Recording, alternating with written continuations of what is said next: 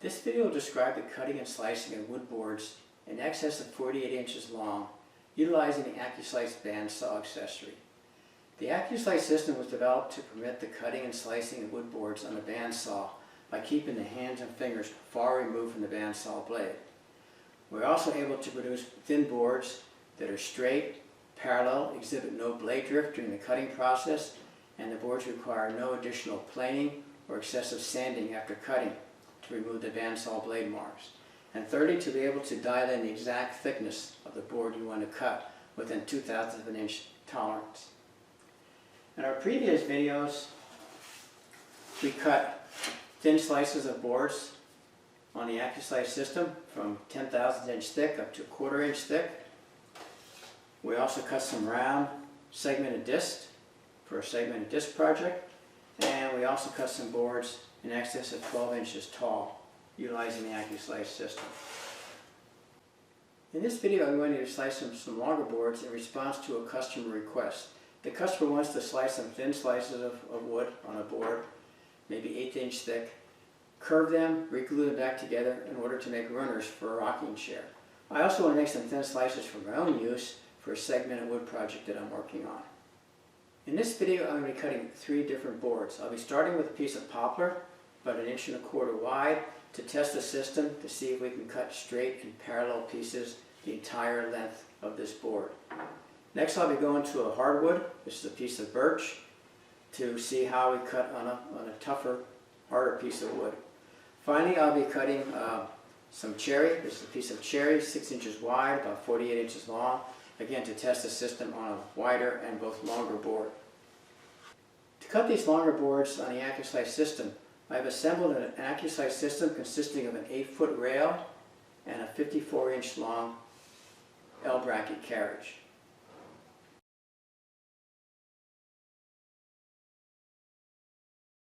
To slice these longer boards on the Accu-Slice system, we need a longer L-bracket carriage to support the piece of wood we're cutting, and we also need a longer rail to support the 2 carriages with our wood attached to it. So I first of all attached our 8-foot long rail to the Accu-Slice system. This overhangs the table by quite a bit, and as a result the end out here is pretty weak. So I purchased these inexpensive supports. These are actually supports used for boat covers. I found these on Amazon. They're about 15 bucks a piece. They're adjustable. You adjust the height, and it just gives you enough support to support the end of the rail so it won't sag when you're running your boards through the Accu-Slice system. Next thing we need is an L-bracket carriage that's 4 foot long. We don't have a 4 foot long bracket. It'd be very expensive to make, and so what I'm going to be doing is using 2 smaller L-bracket carriages. I have a 24-inch carriage and an 18-inch carriage, and I'll be spanning these with a sacrificial fence. This sacrificial fence is made from MDF. It's 3/4 inch thick MDF by 6 inches wide. I sealed this with 2 coats of shellac and 2 or 3 coats of polyurethane. This gives me a nice smooth surface. I like this smooth surface because it's easy for the double-sided tape to attach to this in the future, and it makes it easy for it to come off when you're removing your boards from the sacrificial fence. We begin by placing the sacrificial fence against the 2 carriages and adjusting the carriages such that I have a 5 or 6 inch gap on each end. The purpose of this gap on the end is to enable me to cut boards longer than 4 foot long, which we'll show later in the video. So I first of all raise this sacrificial fence above the table by maybe a 32nd to a 16th inch and clamp it in place, and doing that on both carriages.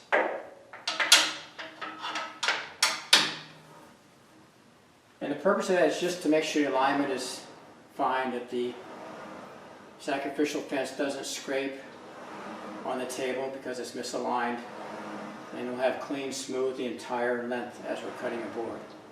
After the adjustment is done, that the height is correct, and I have a gap on both ends, then I'll attach these 2 carriages to the sacrificial fence with some wood screws.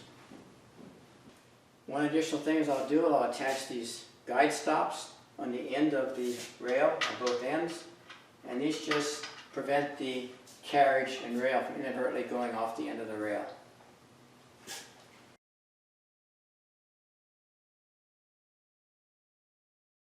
Okay, I've attached a piece of poplar with double-sided tape to the sacrificial fence, and I've run a board through to square it off. And now I'm going to run a board and cut a slice 10/1000 of an inch thick. We can cut a piece 10/1000 of an inch thick, we can pretty much cut anything. So what I do is I first of all loosen my mag jigs. I rotate this one full turn, and then 5/10,000ths of an inch. Lock my mag jigs in place, and we're ready to start.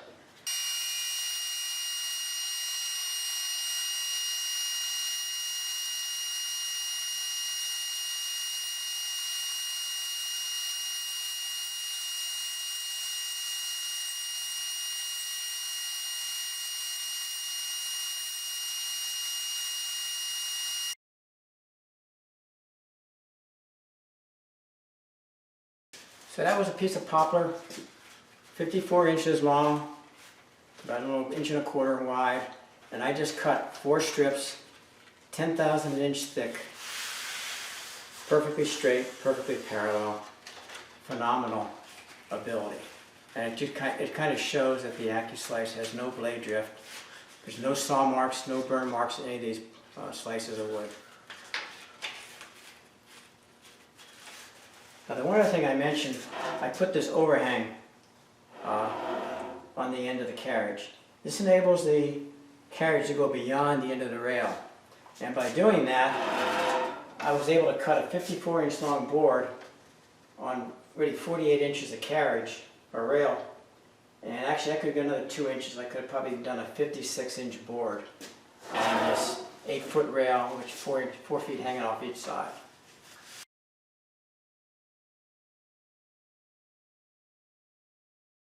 Okay, this is a piece of birch, about 1.5 inches wide, 3/4 inch thick by 54 inches long.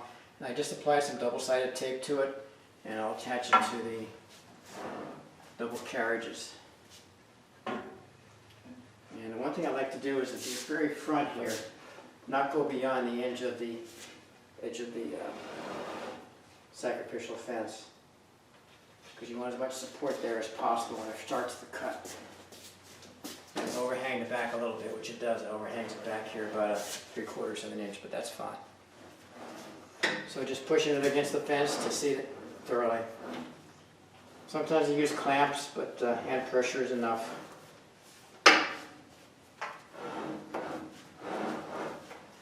Okay, and then the first thing I do is zero out my indexing system. Push the board that touches the bandsaw blade, lock my course adjustments in place, and send it all the way back. And then I want to advance it, thickness of the blade, plus about 25/1000ths.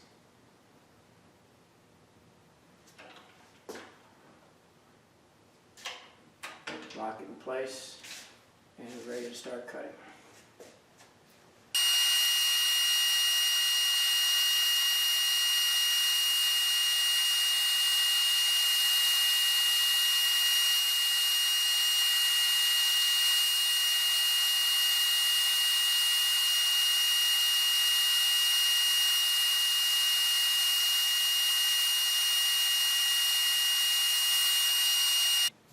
First cut is just to square off the board and get everything nice and straight, so all subsequent cuts will be perfectly straight and parallel to that surface. So this is just scrap at this point, just to give me a starting point. So what I'll do next is, just to prove we can do another 10/1000 inch thick piece, I'll advance this another full turn, and then 10/1000ths of an inch.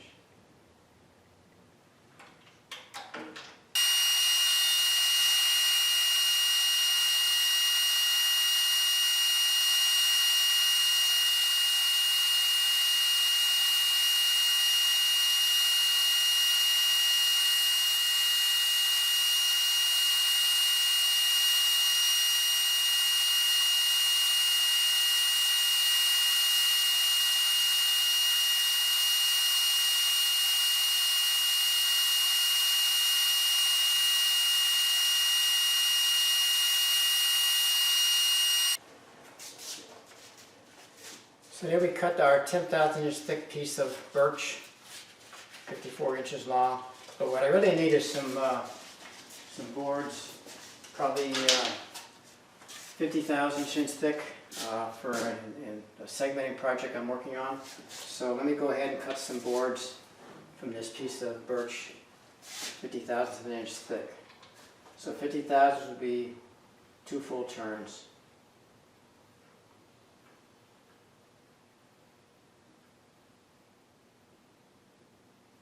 That's 1 turn for the curve of the blade and 1 to give me my 50,000 inch thick piece of wood.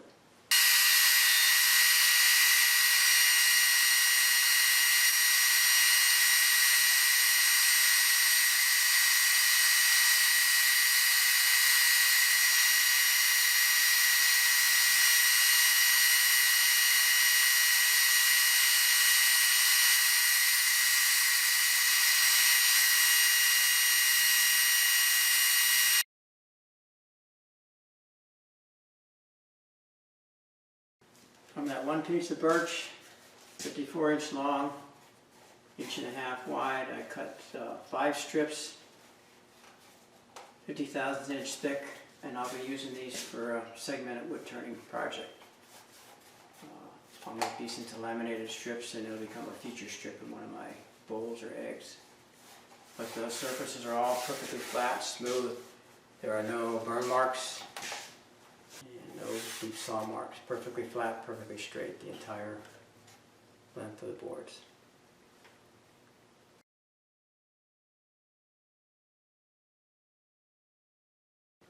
So next I have this piece of cherry. This piece of cherry is 6 inches wide, 48 inches long. I've applied some double-sided tape to the back of it, and now I'll attach it to the sacrificial fence.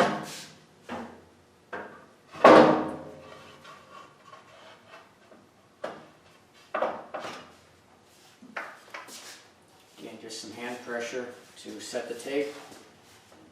Should be enough to hold it in position.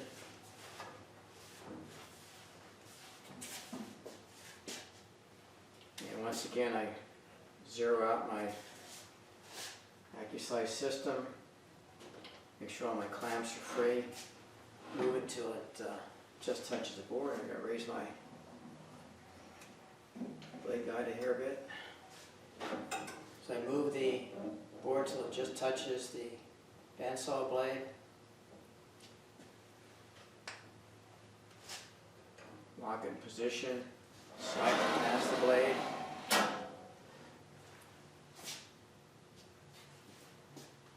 And then advance it the curve of the blade and another 25 thousandths just to make sure everything gets clear, and we're ready to cut.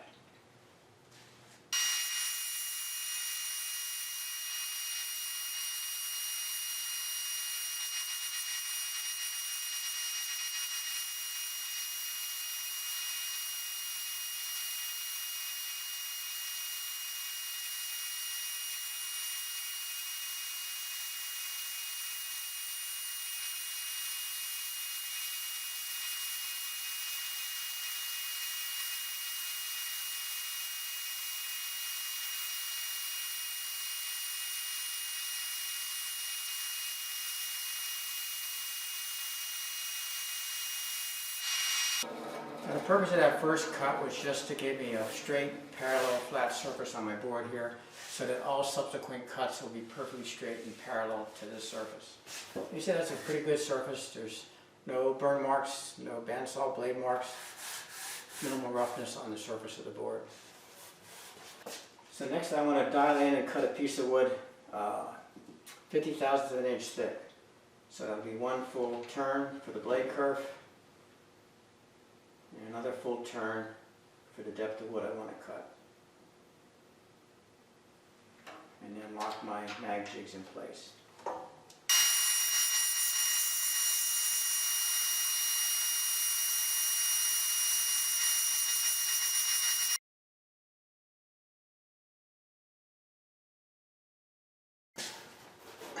So there I cut 2 slices of wood, perfectly straight, perfectly parallel, 6 inches wide by 48 inch long cherry wood. And these could be used as matching book panels for a project. Again, notice that I cut the wood quite slowly through the bandsaw. The thicker the board, the slower you have to move it through the bandsaw.